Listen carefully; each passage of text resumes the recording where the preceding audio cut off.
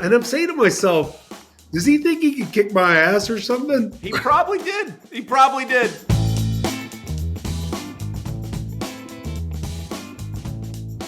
Hey everybody, what's up? Trey Wingo here. Welcome into another episode of Half Forgotten History. Today's guest is one of the preeminent football fathers, for lack of a better term. He was a second-round pick out of Villanova in 1985 and has gone on to watch two of his three sons be first-round selections and play in the NFL.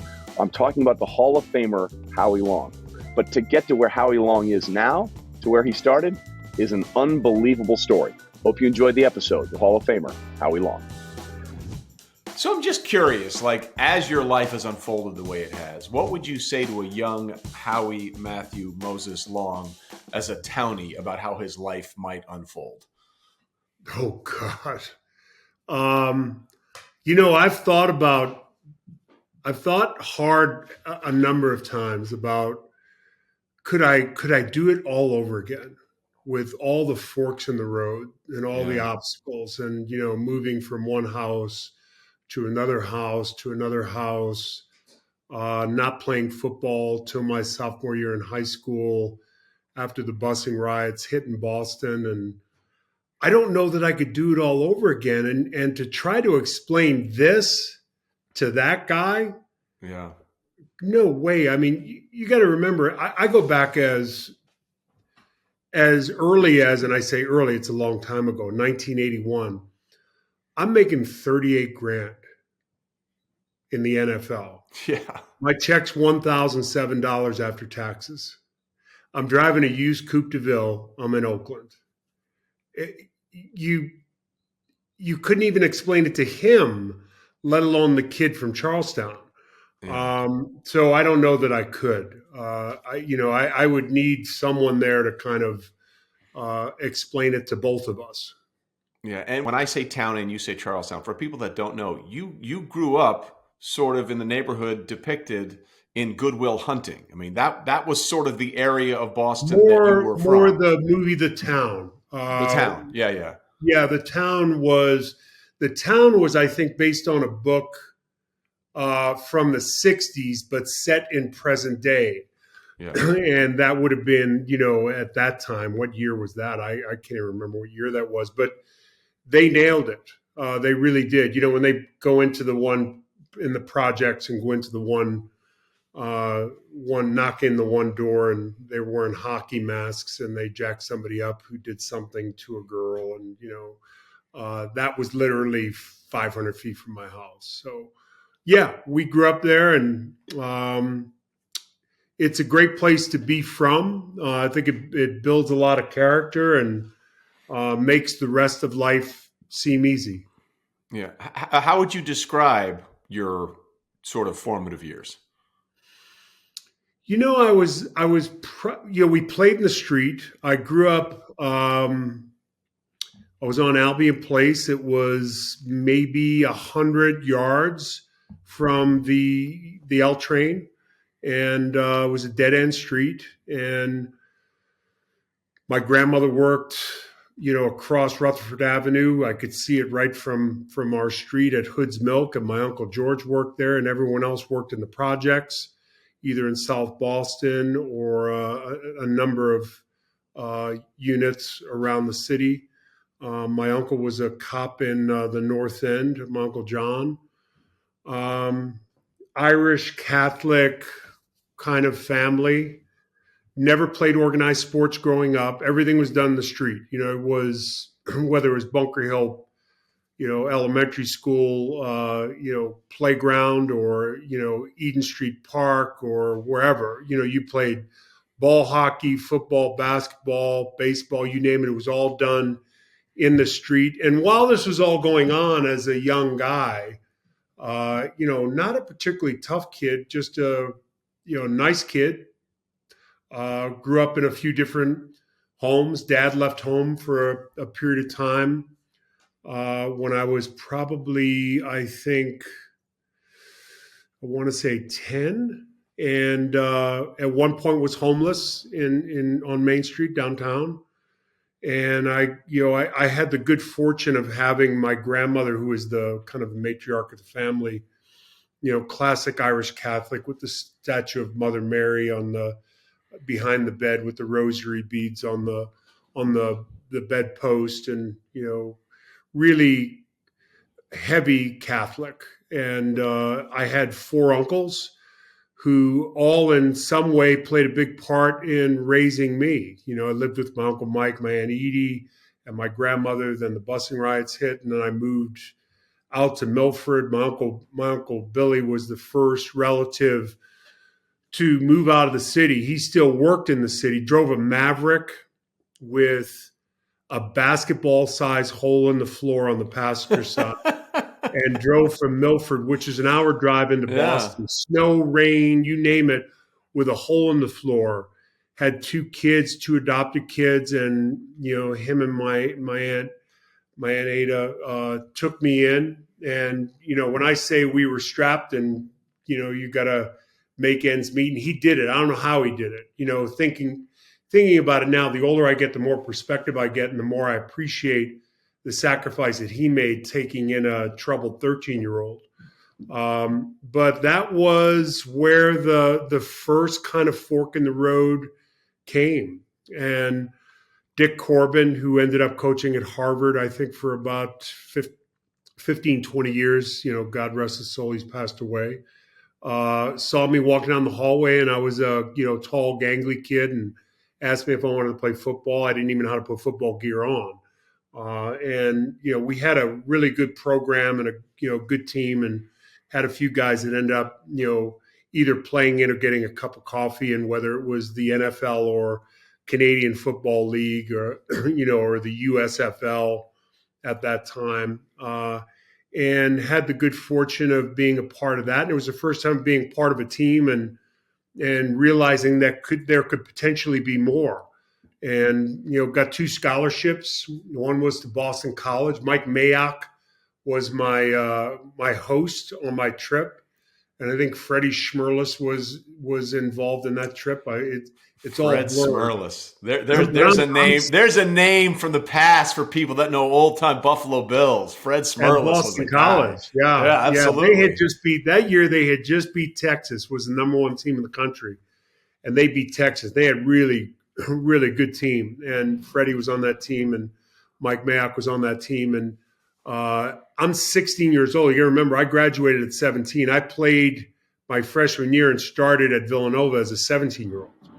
Wow. So it all came early. So my grandmother, in her infinite wisdom, and my Uncle Billy got a bad vibe from, whatever it was in the recruiting process with Boston College. I had verbally agreed to go to Boston College and then opted to go to Villanova. My grandmother wanted me to get out of the neighborhood and, get a fresh start. And I literally, when I tell you, Trey, I went down there with the clothes on my back, not a dime in my pocket, no driver's license, no ID, and not a cent in my pocket, and stayed there for 4 years. Thanksgiving, Christmas, New Year's, spring break, summer school.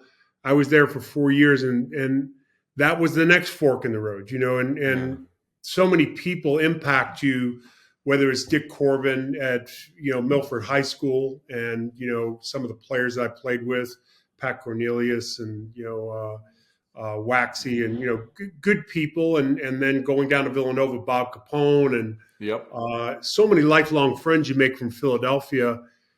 And, then oddly enough, a player that I had played with in high school, Joe Restick, who ended up going on, I think, to captain Notre Dame. And when you see the movie Rudy, he's one of the names that, Rudy scrolls down to see if he's going to dress that week, and it's Joe Restick. Right. His dad was a coach at Harvard, and he was on the Blue-Gray Game committee.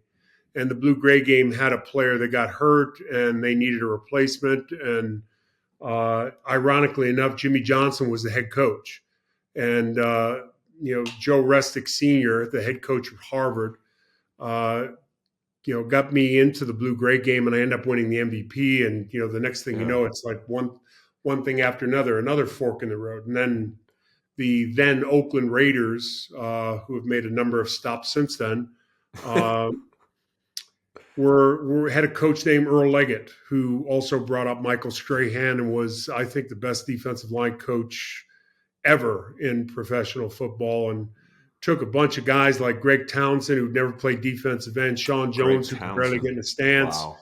Because he was just a big gangly guy from Northeastern, played small ball, and Bill Pickell, who was way too tall to be playing, nose guard, and made us all, the players we were. And, that's a lot of sacks and a lot of Pro Bowls and championships.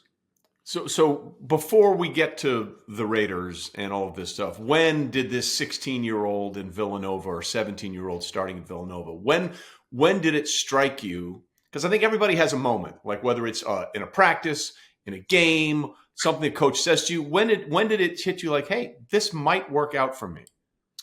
I one of the moments that I really remember was this. It was my freshman year. And you're going to remember when I left my Uncle Billy and Aunt Ada's house, because, we were doing the macaroni and cheese, and, the kitchen closes at 6:00 and you can't go in there. And I was 6'5", 220, and I was a big person waiting to happen. I'm 16 years old. I go down there that summer. I ironically enough, and this is a crazy story, I had failed marine biology by 2 points. I would fail marine biology, just so you know. I would fail it as well. It sounded romantic to me as a 16-year-old, but it turned out to be it wasn't a good move. But I thought, hey, look, the track coach is the teacher, and I probably could have been more efficient with my studying at that point. And because of that, I ended up having to. I go down to Villanova. I'm at summer school at Cardinal O'Hara High School in Philly. Okay. Wow.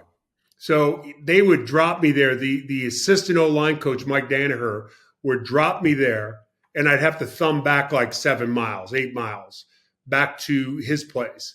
And that summer they fed me, they gave me a meal card. This is a weight room, Yeah. And these are weights. You lift them. Yeah. I started camp at 6'5", 266 as a 17-year-old. And I remember in that camp, for me, it was a jump. Here I'm 17. There's guys that, are 22 years old and, grown men. They're shaving. I barely have hair under my armpits. And they had an all-East center named Chuck Lodge, who was a really good player. And, you do the usual kind of training camp pit drill, one-on-one, put 2 dummies down, running back, offensive player. And I remember picking Chuck up and, dropping him on his back. And, I'd never done anything like that. And it was kind of like it was an epiphany for me that, I could actually do that. Now, the player that evolved from freshman year at that moment, all the things were there, big, strong, run, athletic, but had no idea how to play football, didn't know anything about formations or technique or anything like that. So it really wasn't until I got to the Raiders when I fully potentialized, what I had. So that play in camp sort of lit the spark, but it wasn't until you became a professional that you really thought, I might be able to do this. Well, I knew when, listen, Chuck Lodge was a really good player. And, at that moment, it told me that all the doubts that I had as a 17-year-old going down to play major college football at that point, it's not Oklahoma, but, at some point we played Boston College every year. We played Clemson one year, so you're dipping your toe in a pool that's pretty deep. I think for me, the moment that I realized maybe in pro football, it was probably a strike year in 82. I came in and rushed the quarterback my rookie year on third down. I lived with a guy named Cedric Hardman, who just passed away a couple of years ago, great 49er defensive end, who was Joe Green's roommate in college. And when, we played the Steelers on Monday night, Joe Green comes over to our place in Alameda, and it's like, it's like, God just walked in the room, Yeah. I mean, and Joe was cool. And, fast forward to 2000, I'm at the, post Hall of Fame induction ceremony, and the DJ's gone, and, all the people that I don't know that are at my party. and it's like your wedding. You don't know half the people that show up at your wedding either. Dave Wilcox and I, Merle, and it was a great group. And I didn't know any of the people. I really didn't know a lot of people. So, but at the end of the day, when everybody cleared out, it was Joe Green and me sitting at a table having a beer. And that arc of, from Charleston, not playing organized sports, Milford putting on a uniform with some help, and then going to Villanova and having the opportunity at Villanova. It was a challenge financially. It was a challenge academically. And it was a challenge from a maturity standpoint. You grow a lot from 17 to 21 and trying to process that on your own, because I couldn't go back to Uncle Billy and Aunt Ada because, it was a great strain for them to have me there for 3 years. Yeah. For me to go back after going to Villanova. So Villanova was home. That was my, extended new family. And, guys like Bob Capone, and who's a classic South Philly guy and coach on the staff, and was an integral part of me, surviving Villanova. Well, if Villanova was a challenge financially and a challenge emotionally and a challenge maturation-wise, I guess, all of that had to set you up for the challenge of joining the Raiders in the early 80s. No, I don't. Listen, I don't think people fully understand now what it was like being a Raider in 1981. I'll tell you what, Villanova, and it was a cocoon. It was kind of a cocoon. It's a walk campus. Sure. It's intimate. I think at that point there were 6,000, 7,000 students. Everyone knew everyone. There were no, it was male dorms, female dorms. There was a priest on virtually every floor. My dorm had a church, had the communications department, had a gym. So I could get God, I could get a workout in, and I could eat all in the same building. And you go from that to the Oakland Raiders, and there's guys in the room smoking Salem Lights, and they're playing cards, and Ted Hendricks was, to say it was, there was nobody like him at Villanova or anywhere that we played. Yeah, he's all of 6'8".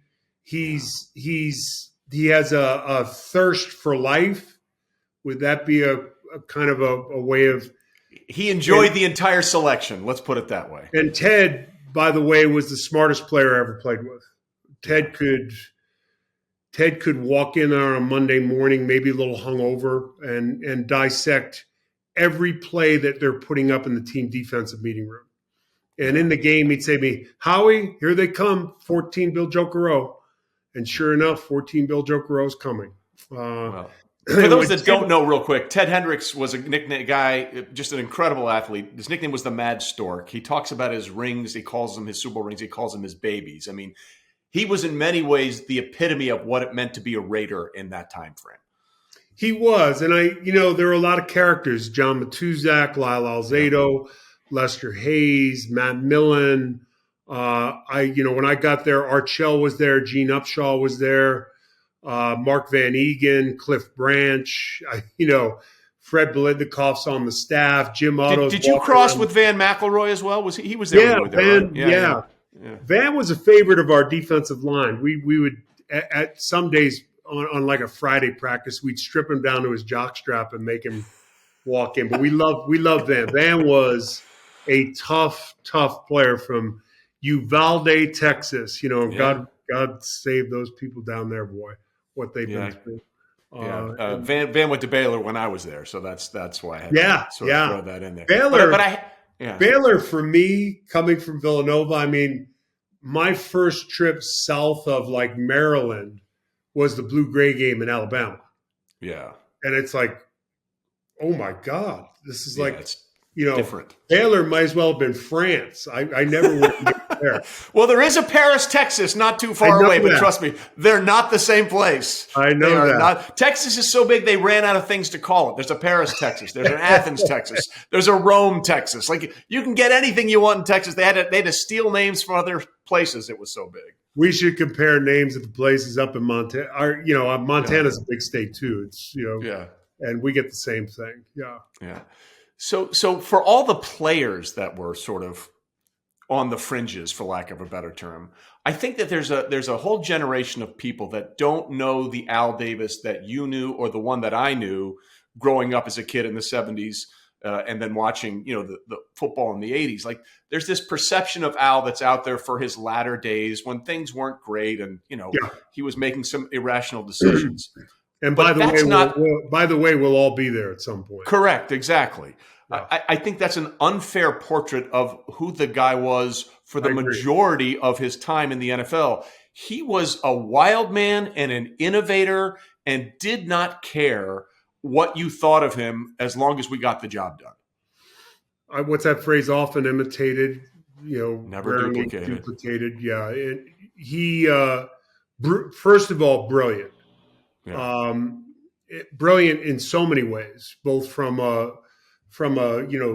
business standpoint, a legal standpoint. It seemed like we were in lawsuits with everyone, whether it's the city of Oakland or, it's LA or it's the league office. It's the rift between the commissioner and the organization. And specifically, I called him Mr. Davis.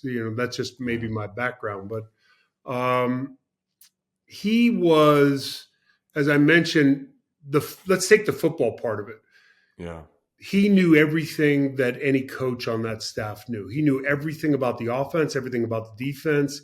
He'd ask me about players, Howard, you think he called me Howard, and it was Howard. You think you're fucking tough, and I'm saying to myself, does he think he could kick my ass or something? He probably did. No, I know. Listen, he was an impressive man, but he wasn't kicking my ass. But the one thing I will say is, he could be benevolent. Yeah. Particularly to players that had played there or people who had come back who were struggling. He could be tyrannical. I mean, he was. When there was a vendetta, it held, they think the Irish hold grudges, he definitely held grudges. But he was brilliant. And I think it was the most unique place to play for a number of reasons. One, it gave me the opportunity there early. You really didn't have to try to imagine what greatness looked like because it was all around me.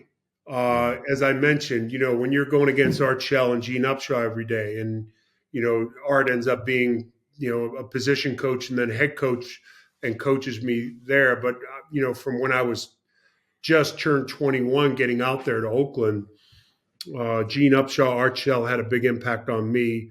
Ted Hendricks had a big impact on me. And, Jim Otto is around and, Freddie Blitnikoff's on the staff and Cliff Branch is flying by like nothing like I've ever seen. We didn't see that playing Delaware. No. He's running like a 4.2, Yeah. And, it was God, in today's NFL, Howie, he would have been Tyreek Hill. No question. No question. And he should have been in the Hall of Fame earlier. And I wish, I'm glad he's in and I'm glad that happened. And his sister was there to do a great job at his induction. But I just wish Clifford had been there. But the interesting part of the organization with all the chaos and all the characters and all the stories. I mean, we had a guy that was responsible for just getting people to practice and keeping them out of, guys would disappear for a day or two and you had the beat writer. So it never, ESPN was, a fledgling kind of entity in a garage in Bristol. We were doing Australian rules football at that point. Right. There's no cell phones. There's There's no documentation, no photos, no videos, no recordings. But the one thing I will say about that organization is it was all about playing and winning, regardless of what happened Monday through Friday. And we were an island unto ourselves, and no distractions ever got into the building. Nothing came into the building. There were no friends of watching practice. An owner, a general manager. Ron Wolf's the general manager.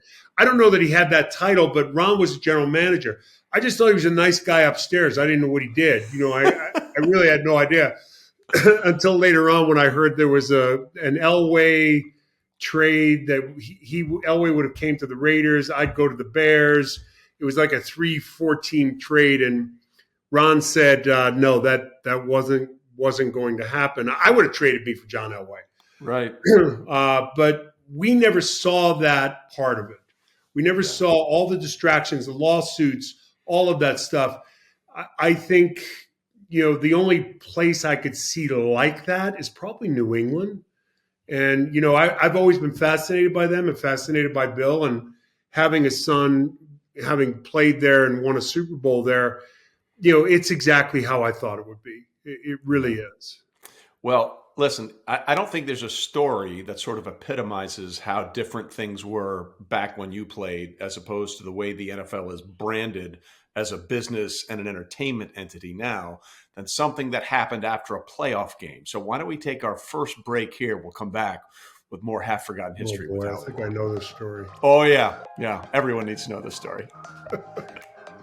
All right, welcome into the Mercedes-Benz trivia segment for this week. Our guest is Howie Long, Football Hall of Famer, who had two sons that went on to play in the NFL, and both were first-round picks.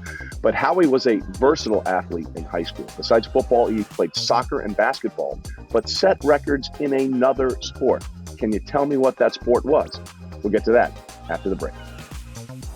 You open up a Mercedes-Benz Sprinter and you're opening more than doors. You're unlocking potential to do your own thing, be your own boss, and live out your own dreams. With 16 body types, your choice of a gas or diesel engine, and thousands of ways to customize, a Sprinter van is capable and versatile enough to help you drive your ambitions as far as you want to take them. So go ahead, unlock your potential inside a Mercedes-Benz Sprinter. All right, everybody, I want to tell you about an app I use quite frequently, and it's Zelle. Look, whenever you're out on the golf course, you're playing with your buddies, the round is over, you either won or you've lost, and it's time to either collect your rewards or give away your punishment. Using the Zelle app is so simple and easy. You don't have to reach into your wallet, look for a 20 or a 5 and make sure you had the right bills. You open up the Zelle app and you either tell people, I kicked your butt today, give me my rewards for kicking your butt, or you can quickly and less humiliatingly just send them the money and you don't have to dwell on it. Either way, whether you win that round of golf or you lose, Zelle makes the transition of the funds so much easier and simpler, and everybody is a little happier. All right, back with Hall of Famer Howie Long on Half Forgotten History. So it's been sort of fun to just let people understand what it was like. And for people that see the NFL as this polished business that's everywhere and in our face all the time, like something happened involving you and the general manager of the New England Patriots after a playoff game, as well as your teammate Matt Millen, who was my teammate at ESPN for many years, that is almost impossible for people to comprehend actually happened and how much different it would be if it happened in 2022 as opposed to January of 1986. I believe in just for clarification, I think Bucko Kilroy was the GM and Pat Sullivan was the owner's son. So I'm not sure what his title was. Heir. Gotcha. That's fair. He was in the front office or something. Right. He had a title. And I don't know what he did there, but there had been a story earlier that week. We're playing the Patriots in a playoff game, and there had been a story earlier that week in the Boston Globe that guys like Freddie Schmerlis or myself or a number of other players who were local players, the Patriots really didn't, give a good look to, or at least that was the crux of the story. Right. And my comment was, listen, and I firmly believe this, and it has nothing to do with the Patriots. I could say that about any team. If I had gone to any other team than the Patriots, I don't know, than the Raiders, I don't know that I would have ended up being the player that I became. Part of that is Al Davis. Part of that is Earl Leggett. Part of that is all the players that were around me as a young player. This is what greatness looks like, kid. This is the ring you want to get. And I think, it's a unique place. And so in the article, I said something like that. I'm glad I went to the Raiders, at the end of the day. And at that point, I certainly was. And there's this guy, and I don't know who he is. I really didn't know who he was, going up and down the sideline and dog cussing me the whole game. And I'm like, who's the guy who's like $170 dog cussing me walking down the sideline? And the game's over. We lose. We're not in the greatest of mood. And my thought process was always, and our kind of thought process, and Matt had this thought process too. One, we walked off together most of the time. Matt and I were very close. And I always had my helmet on. I never took my helmet off after a game. I always kept my helmet on until I got in the locker room, because you never know. Because in those days, you really didn't ever know. We weren't on Instagram. We weren't Snapchatting. We weren't texting one another. There were a lot of guys I played against for 13 years that I never spoke to socially. Because it just wasn't done at that time. So now I see this guy. My peripheral vision's pretty good. We're walking up towards the tunnel in the Coliseum, and I see this guy walking towards me. I'm saying, am I going to have to drop this guy? Because I don't know what he wants. I don't know who he is. And he started, Howie, and I'm just ignoring him. I'm walking towards the tunnel. And then he gets mad because I think I'm ignoring him. And, This could be the seconds of specifically how it went down. I'm not sure, but it was something like this. He says this, and you don't know who I am. I own this team. Okay. And then it dawned on me, he's the owner's son. Yep. And I think I said something smart ass like, correct me if I'm wrong, but unless your dad died last night, you don't own anything. and now I don't know what he was doing, whether he was reaching to shake my hand or what. And Matt saw this. Now Matt sees this guy who he doesn't know who he is either, reaching for me. Matt takes his helmet off, allegedly. Yeah, allegedly, supposedly. And somehow, I'm not sure if he tripped or stumbled, Matt's helmet accidentally hit Pat Sullivan in the head. Crazy how that happens. What are the odds? And by the way, there is video evidence. Not video. There is photographic. There is one photo, I think, from the Boston Globe of this happening. So yes, and ironically enough, I think the guy that grabbed me, who's kind of he was a security guy, and I don't even know his name, and he was just an innocent bystander, but he had to do what he had to do, trying to get me away from the owner. Yeah. He is, I believe he worked in Station 1 with my Uncle John in Boston. So he was an off-duty cop who was security for, the owner's son. And there's blood. When I tell you there's blood everywhere. Allegedly. There's blood everywhere.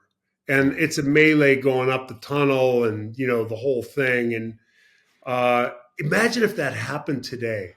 Well, that's what I'm asking. First of all, what was the result of that? Were there any fines, suspensions? I don't know that the league had my address. Think about that, right? After a game, the son of an owner, allegedly, in some front office capacity, gets into a melee with a couple of players, and there is allegedly blood everywhere. And, okay, see you next week. Have a good season. We're going to play in the AFC Championship game, and we'll figure it out. When Matt was getting his heart replaced, he was on the list to get his heart replaced. He was in, of all places, Newark. Newark had the one, I think, the heart center where, so ironically enough, I'm doing Thursday Night Football at that point, and we're doing it out of New York. So I'd fly up there, I'd get in the car, I'd drive over to Newark Hospital, and he was in intensive care because you can't catch any kind of a virus. Correct. or anything in those days. And he was there like 73 days, something like that. He was in there a long time. He was in there a long time. And I think we had that conversation about this, the alleged incidents and all the speculation around it at one point in there. And we both had a chuckle. And, the ironic thing is Pat Sullivan ended up going on and, his big business was satellite trucks. Yep.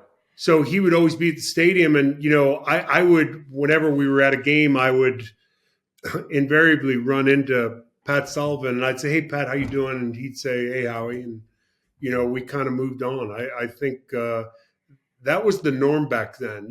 Hey, how many fights were there at Raider practices? How many fights were there in the Raider locker room? How many fights did I see on the plane? This world we live in now, is it better? Sure. I think it is. And it's probably a lot safer.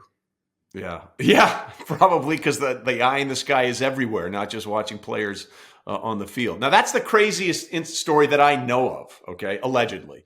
Is there another alleged story that people need to know about that's been secret all these years with the Raiders? That's the $20-30 million question. Allegedly, no, there are no other stories. Good enough for me. Good enough for me, Howie. Good enough for me. I take you at face value. I don't think there's it's Fight Club. You don't talk about Fight Club. Rule number 1: do not speak of Fight Club. Yeah. So you were a Raider your entire career, 13 seasons. Even in that era, that was a little unusual. Was that important to you? Was that something that mattered to you to go start to finish in one place? I couldn't imagine playing somewhere else. We played a 3-4, which for those who don't know, 3-man front, 2 outside linebackers, 2 inside linebackers. And it's a bang, bang, bang, 2-gap system. And, when I'd watch the Vikings on film and Millard and Dolman, they're just pass over and running around blocks and having fun.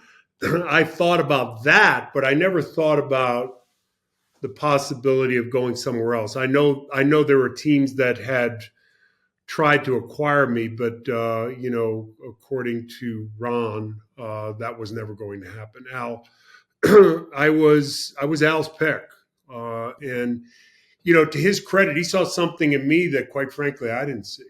And I said that in my Hall of Fame speech. It's if I don't go there, I'm not sure I'm here. And like I said, there's a lot of forks in the road, and I hit a lot of them. And somebody was there to kind of guide me. And I meet my wife at Villanova. She was a classics major.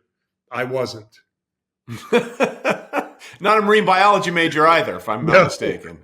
She went to USC Law School. Was a lawyer out in LA for a bit, and then our third son was born, and she said, the boys need me. And I said, oh, thank God. Yeah. So the hardest thing I think for a guy like yourself that was a second round pick and played, Pro Bowls, Hall of Famer, is to look at the tape and say, I'm not sure I'm getting it done anymore. Like, when did you decide, hey, I may not be the player I was, and it might be time to pursue other pastures? Well, a lot went into the equation. One was I've got an 8-year-old son in Chris now. Yeah. And I'm whatever there. Happened to him, by the way? Right. I'm there, but I'm kind of not there. Yeah. Because you got to remember, I played 13 years with not a penny guaranteed, not Correct. One penny. Yeah. So, the kind of pressure that you were under, particularly with a young family. I've got 3 sons now, and, we're trying to raise the boys, and I'm making, at that point, 1.3, 1.5, 1.7, something like that. And, trying to make sure that, when you grow up the way I grew up, you kind of, there are times when you wake up at 3 a.m. and you're back there and you're broke and you're, all of the above. And it's like, oh, thank God. Yeah. Thank God. I'm not. And there's a lot of pressure doing that. So one was I wanted to be more present with my kids, as much as I could be. And the other part of it was, what direction was the team going in? And, the one disappointment I have is that I never, we had a shot there at the end of my career. And, I made the Pro Bowl my last year. I thought that was a good way to go out. And two, I think Chester McLaughlin went down in that game, and I ended up going off sides 3 times trying to do too much. At 34, trying to do too much. I'm trying to carry the load like I'm 23. And it was kind of to me, it was a knock on the door saying, don't let the old man in. Well, I thought going out in the Pro Bowl, but not winning or getting the opportunity to play in a Super Bowl with Art as the coach was a disappointment for me. But I thought going out as a Pro Bowler, being more involved with my son's lives and having the opportunity to coach Little League Baseball for 8 years and high school football for 8 years, and with Kyle and Howie and Chris, I'll never regret that. They were the best of times. Their successes are so much. I enjoy their successes so much more than my successes. Yeah. I don't even think about that stuff. I enjoy their stuff. And, watching, both get drafted in the first round, Howie being an All-American lacrosse player, and he was Kyle's quarterback in high school, and he goes to Virginia on a scholarship to play lacrosse. And pretty good lax place, by the way. Kyle takes the Lewis and Clark route to being a first-round pick for the Bears, and he's a Pro Bowler his first 3 years, and he played 6 games in college under Chip Kelly, and I think everyone was shocked that he get picked the first round, and then he goes to the Pro Bowl his first 3 years. It's like, no problem. Well, you're one of those few Hall of Famers that is probably more well known for what you did after your career than what you did during your career. And why don't we take our second break here? We'll come back and get to the post-career with Howie Long. Stay with us. What's up, everybody? Trey Wingo here. Just 5 weeks left in the NFL's regular season. And if you're ready to get in on the action, let's get you set up with everything you need to know with Trey's Trends, presented by Caesars Sportsbook. Okay, it's a big week for division games. We have 3 division leaders playing a division opponent, and each of those division leaders are giving at least 7 points. And those kind of spreads have hardly been a sure thing for favorites this year. In fact, check it out. Underdogs, when getting at least 7 points against a division opponent, this season are 5-8-1 straight up and 10-4 against the spread. For some perspective, those are the best such numbers in those kind of games over the last 30 seasons. Now, the Jets were one of those big underdogs that won earlier this season. Week 9, they upset the Bills while getting 10.5 points. These two meet again this time in Buffalo, where the Bills are now a 9.5 point favorites. The other division leaders giving at least 7 points. The Chiefs are -9 when they take on Denver in Denver, and the Giants are getting 7 as they welcome in the division-leading Philadelphia Eagles. If you're ready to place your bet, it's very simple. Download the Caesars Sportsbook app to get started.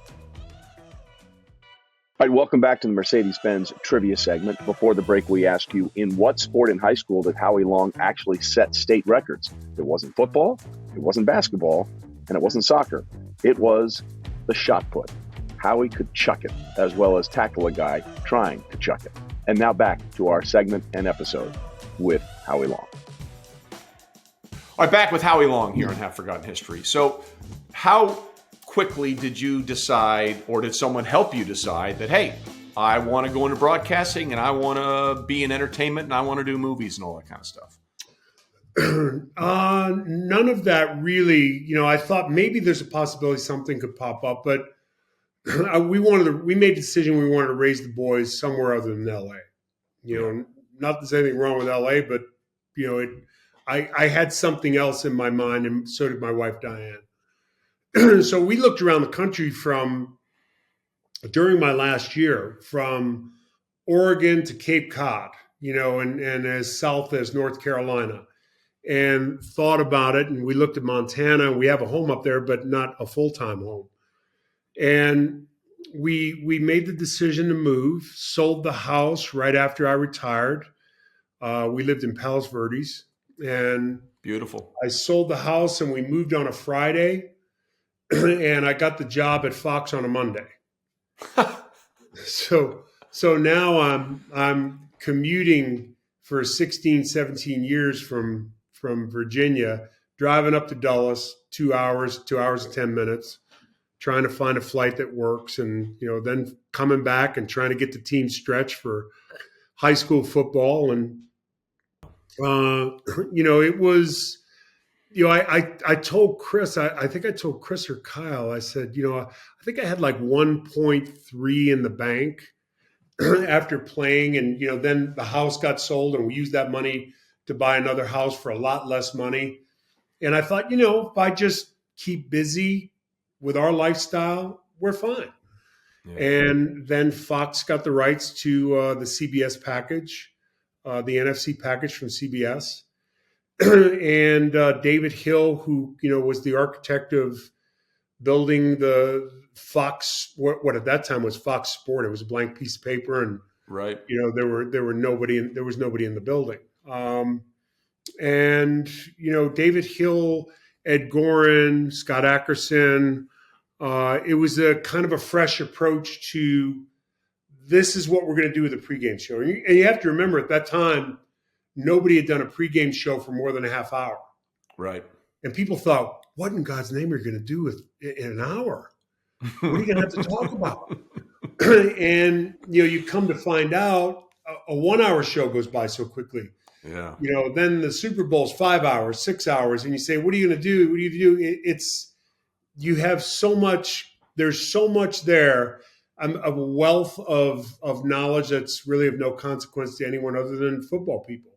And you just pour it out there. So once again, it's one of those forks in the road. And, Fox gets the package, David Hill, he takes a different kind of outlook. And at that point, I don't believe a player had gone from the field to the live studio at that point. And David had a vision of what he wanted. And we had some conversations. He did some boxing. I did some boxing. We related well and went out there for a tryout. I tried to be Bob Costas, and, it was a terrible tryout. And they said, what happened to the guy we saw in the interviews?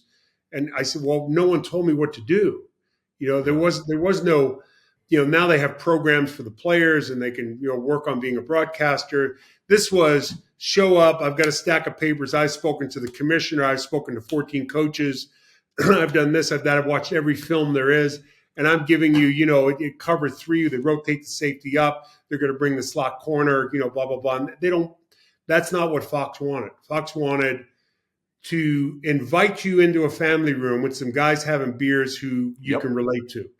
And little did we know that would turn into the number one pregame show for 29 years. Well, it's the murderer's row of pregame shows. Like, as much success and fun and winning that you had with the Raiders, like that show, as far as pregame show, has been the standard for as long as it's been going. Yeah, I think we were really fortunate. We caught lightning in a bottle. Terry and I couldn't be any more different. Yeah. Terry's a quarterback. I'm a defensive lineman. He's a Steeler. I'm a Raider. He's from Shreveport. I'm from Charleston. I'm Catholic. He's maybe Baptist. I'm not sure. But, he's like the older brother I never wanted. We can finish each other's sentences. We understand, there's a nuance, as when you have a good partner in the studio, when you can cut in, where the humor can stop, where the line is. And you got to remember, my kids were 8 years old 4 and 3 when I got there. So Uncle Terry, who is like Uncle Buck, just the, a parent's nightmare as an uncle, because he'll say all this stuff and talk to them about all the stuff that you don't want him to talk to them about. Exactly. And do all that stuff. Oh, don't worry about it. I remember we were doing a Notre Dame game, and he was down in the bar, and he had my kids in the bar. And I'm up there looking at of course, I'm up in the room doing, the flip board and, who is the biggest baby ever born in Louisiana, all that stuff. And I get a call down there. There's a little bit of a trouble down there, and I've got to come down and get Terry. And he's got my kids in the bar, and I think he gave one of them a drink or two. Nice. Got to start him young. Uncle Buck. So we're blessed. We caught lightning in a bottle, and I think there's a genuine, I laugh from 5 a.m. till 5:30, 6 o'clock when I walk out of the studio. And that's 29 years running. Yeah. So I don't know if you can really, somebody will capture that at some point, but they haven't as of yet. Well, listen, I understand it. Like, my favorite job in my 20 plus years at ESPN was doing NFL Live for 15 years. And the guys that I did it with, Schlereth, Darren Woodson, Ryan Clark, Merrill Hodge, they're guys, they're still my guys. I still Teddy Bruschi, Damian Woody, Herm Edwards for 9 years. We still talk all the time. So believe me, I completely understand what you're talking about. But I have to ask you this, because you dabbled in movies, like there was Firestorm and Broken Arrow and a couple other ones. One of my all-time favorite movies, like literally off the charts, one of my all-time favorite movies that no one would ever think of as a great cinematic masterpiece, is That Thing You Do. And just this past February, I swear to you, we decided to watch it when our daughter was out with us at our place out in Hawaii.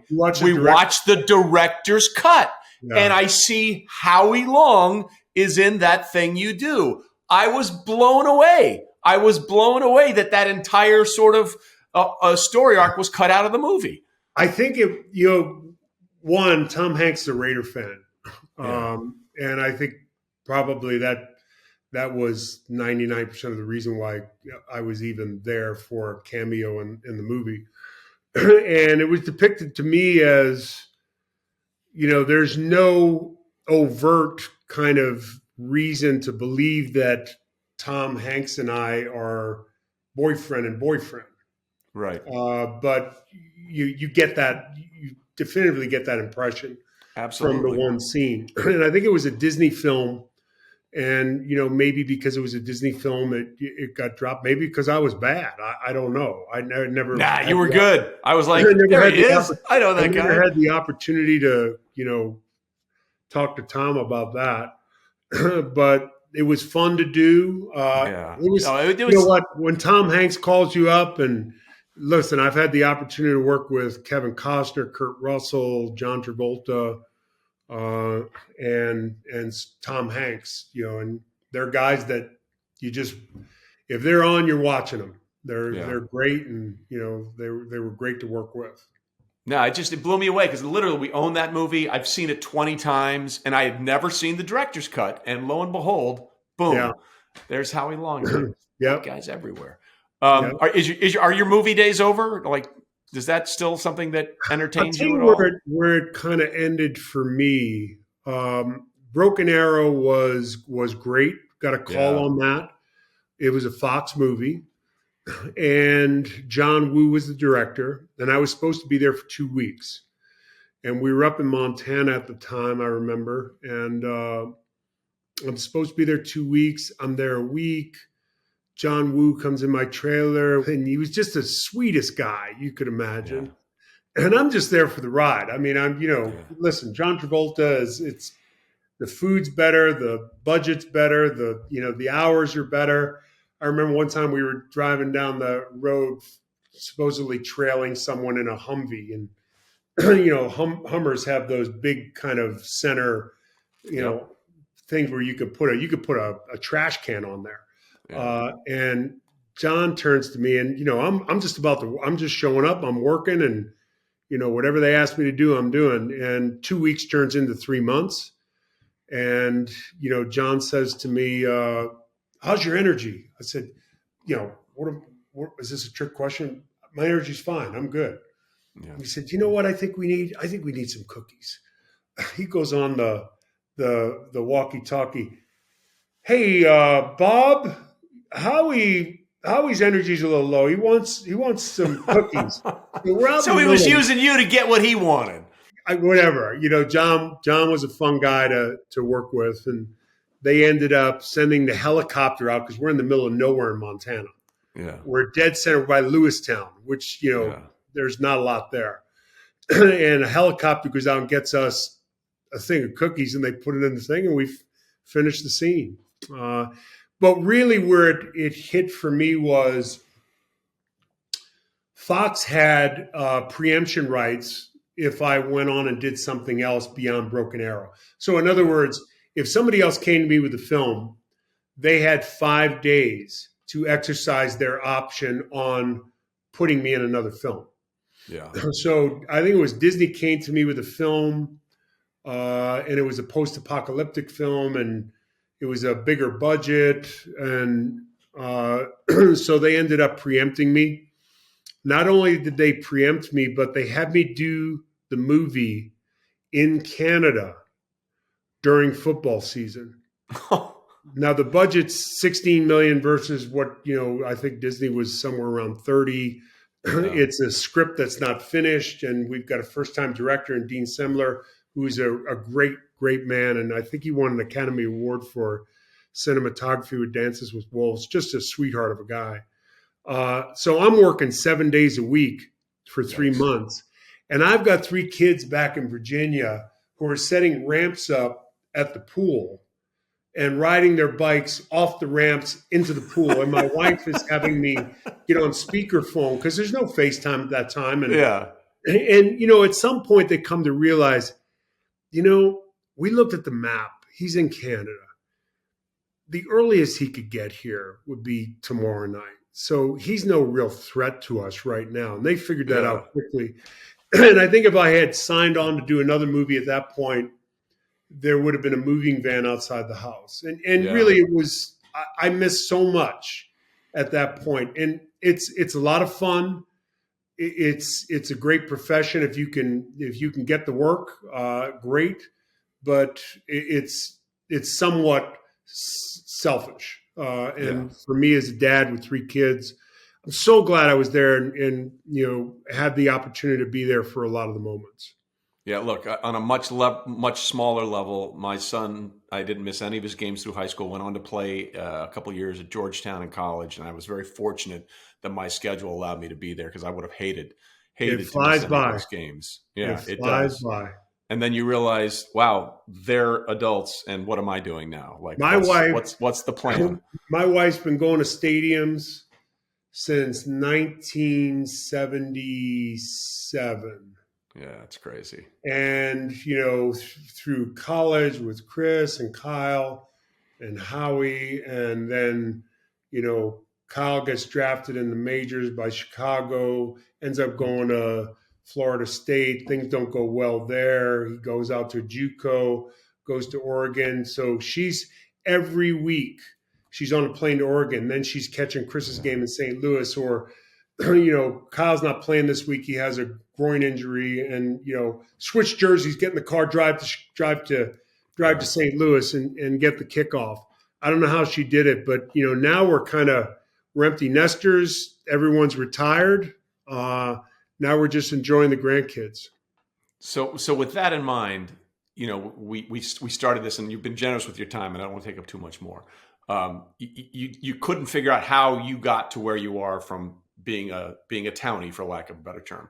What would you say? What advice would you give to someone who might have currently be in a situation like you were in? Things weren't great at home, moved around a bunch, didn't have access to, high school film and, all the video clips and all this kind of stuff, that just wants an opportunity. What would you say to those kids today? I think most kids in that kind of a position, there is no looking back. Yeah. There's no place to go. It's kind of like the officer in A Gentleman scene where he says, I've got no place else to go. I want your DOR. Yeah. He had no place else to go. Yeah. There isn't another place to go. And I remember when Kyle was at Oregon, and I like Chip Kelly. He's, a straight shooting guy. And one of the mantras of their team was win the day. And win the day has a lot of meanings. You can't control yesterday. And in those days, I couldn't control yesterday. I couldn't control, dad, mom, where I'm living, anything like that. I had no money. I go to Villanova with the clothes on my back. My thought process was, I'm surviving today. Today will take care of tomorrow. If you're looking back at yesterday, today's in jeopardy, and that impacts tomorrow. And my thought process has always been, if I struggled, and Michael Strahan and I talked about this on Sunday as applied to a player we were talking about privately, is if I'm struggling, I'm going back to the basics. I'm there an hour ahead of time. I'm on the sled. I'm footwork. I'm doing 1,000,000 reps. I'm going to grind. I'm going to keep my head down. I'm going to shut up, and I'm going to take care of it, because that will take care of everything else. Work as hard as you possibly can. And I told my kids this: you work as hard as you possibly can, and good things will come to you. They might not come to you in the timetable or reveal themselves in the way that you saw it in your head, but it will work. Wow. Powerful words and from a man who's lived it. Howie, listen, I always loved watching you as a player. I've enjoyed being somewhat of a contemporary with you as a broadcaster. And Chris and I talk all the time. I don't know how that happened, but it just sort of worked out. So I appreciate you being with us today and sharing your story. Thank you, partner. Appreciate it. Good being with you. Once again, thanks to Howie for the great times and the great conversation, and for having two really good kids who are really, really good at football. Speaking of kids and speaking of football, it's a big part of next week's guest. He's one of the most traveled quarterbacks in the history of the NFL, but he's always a guy that found a way on a roster because of not only the way he played, but the way he carried himself. I'm talking about, of course, Josh McCown. His story also pretty fantastic, and you'll hear that next week. We'll see you then.